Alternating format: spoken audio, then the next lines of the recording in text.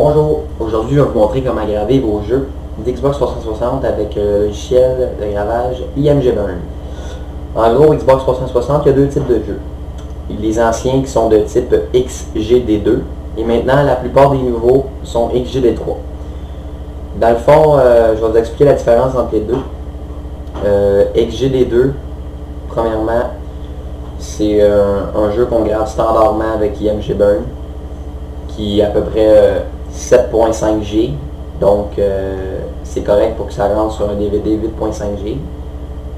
Puis une petite parenthèse, tous les jeux d'Xbox 360 doivent être gravés sur des disques double couche, soit de 8.5 G. C'est ça. Puis la différence avec le XGD3, c'est que le XGD3, les jeux, ils sont 8.7 G. Comme vous pouvez le remarquer sur un DVD double couche, c'est seulement 8.5 G. En gros, Microsoft, ils ont fait ça pour essayer de sécuriser ça le plus possible. Mais il y a une façon de outrepasser ça avec un logiciel que des hackers ont créé. Puis, ce qui va nous permettre de graver à 8.7 G au lieu de 8.5. Moi, aujourd'hui, je vais vous montrer comment graver un XGD3 avec 8.7 G. Parce que c'est la même procédure que le XGD2, sauf qu'il faut que tu fasses une chose de plus. C'est de permettre à ton graveur de graver 8.7 G. Mais pour les XGD2, vous êtes juste à passer cette étape. Bref, je vais commencer, puis rendu à cette étape-là, je vais vous montrer s'il faut la faire ou pas. Bon, premièrement, on va ouvrir notre navigateur parce qu'on va aller télécharger IMG Burn. Rendu sur le navigateur, vous pouvez aller sur imgburn.com ou bien dans la description du vidéo, il va y avoir un lien pour le télécharger, mais moi j'aime mieux vous le montrer comme ça vous allez le savoir. Comme ça, bon, on va sur imgburn.com, ensuite dans le menu, on va cliquer sur Download. Ensuite de ça, on a plein de miroirs. Moi je vais prendre le IMG Burn en bas, parce que ça le télécharge directement au lieu de passer par d'autres sites, etc. Moi je prends le dernier. Fait que je clique sur le dernier, et ça va télécharger. Là, on enregistre le fichier. Et voilà, c'est fait. Là, on double-clique dessus, puis on va l'installer.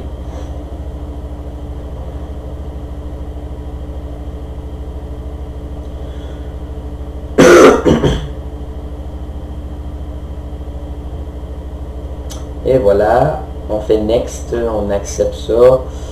On fait Next encore, Next encore, Next encore.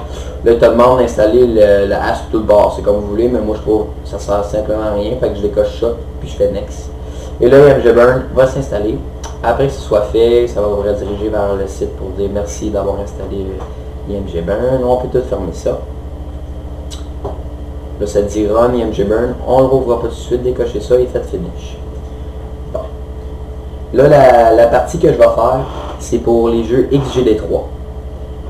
Comme vous pouvez le savoir, ça va nous prendre un autre petit programme que vous pouvez télécharger dans la description du lien. Je ne vous montrerai pas comment la télécharger, il suffit juste de cliquer sur le lien et ça va télécharger. Donc moi il est déjà téléchargé, je vais aller le voir dans mes téléchargements. Téléchargement. Et voilà, Burner Max 0.15. Donc on a ça. C'est un fichier avec WinRAR, donc vous devez avoir WinRAR.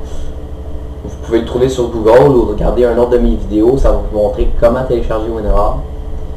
Ensuite de ça, on va double-cliquer dessus, puis on va l'extraire, parce que nous on veut l'application à l'intérieur. On va cliquer sur Extraire vers, on va cliquer sur OK. Oui pour tous, parce que moi il était déjà extrait. Et voilà, quand c'est fait, on peut descendre plus bas. Burner Max est généré. On va cliquer dessus, encore dans le dossier, et vous voyez Burner Max, on va l'ouvrir. Double-cliquez dessus, faites oui, et voilà, ça va vous l'ouvrir. Si votre antivirus il dit que c'est un virus, ce n'est pas un virus, inquiétez-vous pas. Faites juste que votre antivirus l'autorise. Bon, pour avoir ouvert ça, on peut le mettre de côté. Maintenant, on va ouvrir IMG Burn. Okay? Vous allez voir une différence ici, là. la grosse différence du 8.7 là. Bon, ouvrez IMG Burn. Maintenant, allez dans Write Image File to Disk. Et voilà. Là, on va aller chercher notre jeu qu'on a. Comme moi, je vais essayer avec Call of Duty Black Ops 2. Et voilà. Je vais aller chercher dans mes téléchargements. Call of Duty Black Ops 2. Et voilà. Là, j'ai deux fichiers ici. On va prendre le premier fichier, celui qui est le moins gros. C'est lui qu'il faut prendre. Donc, on va cliquer dessus. Et là, ça va apparaître ici. Donc, là, je vais vous inviter à prendre un disque vierge de 8.5 GB et à l'insérer dans votre lecteur. Donc, moi, je vais le faire sans l'instant. Et voilà, c'est inséré. Et on va voir ce qu'il va nous dire. Ça charge.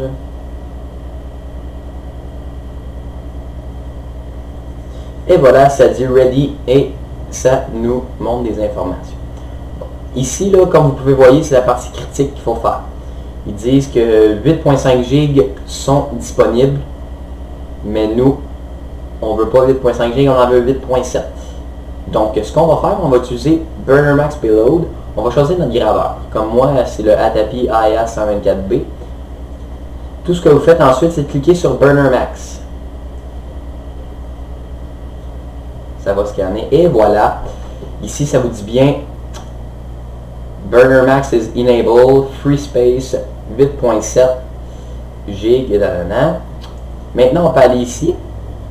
On clique sur F5. Comme ça, ça va actualiser vos informations. Et il faut s'assurer qu'ici, maintenant, c'est rendu à 8.738 au lieu de 8.538. Comme vous avez pu remarquer, ça a changé. Donc, ça nous permet de graver du 8.7 GB.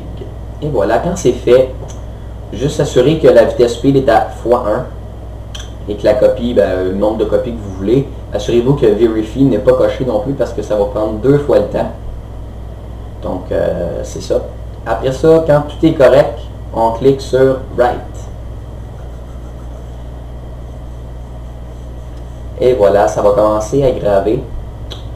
Ça peut prendre à peu près, tout dépendamment de votre graveur, entre 20 à 40 minutes. Après ça, votre jeu est fait, vous mettez ça dans votre Xbox et tout devrait être correct. Donc, merci beaucoup et on se revoit à la prochaine pour une autre vidéo.